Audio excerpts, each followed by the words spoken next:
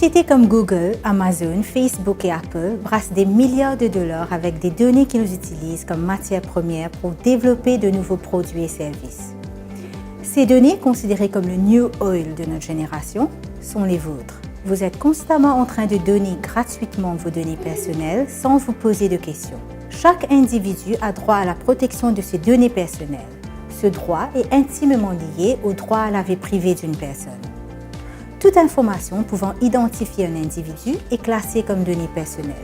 Par exemple, le nom, l'adresse, le numéro de carte d'identité, la photo, une vidéo, une bande sonore, des empreintes digitales sont des données personnelles qui sont protégées par la loi.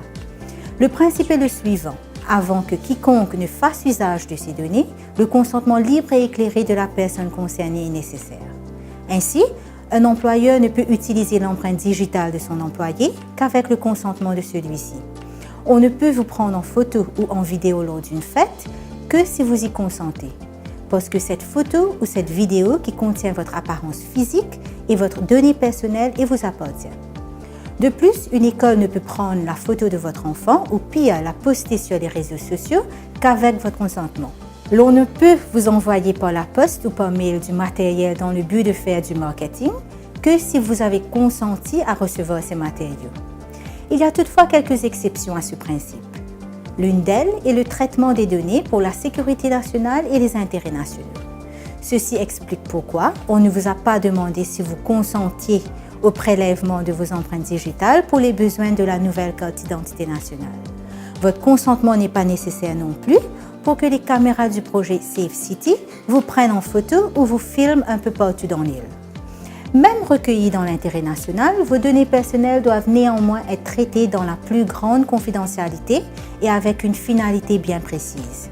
Ainsi, toutes les mesures de sécurité doivent être prises pour le traitement et la sauvegarde de vos données.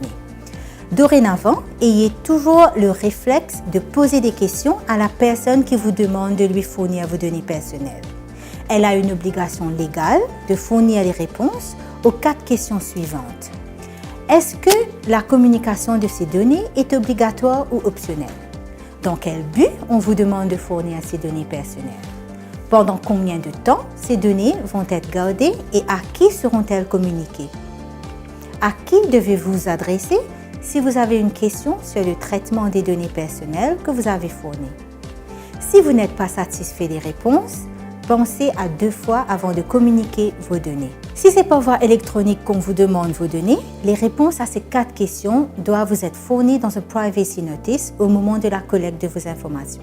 L'absence d'un Privacy Notice est une entorse à la loi.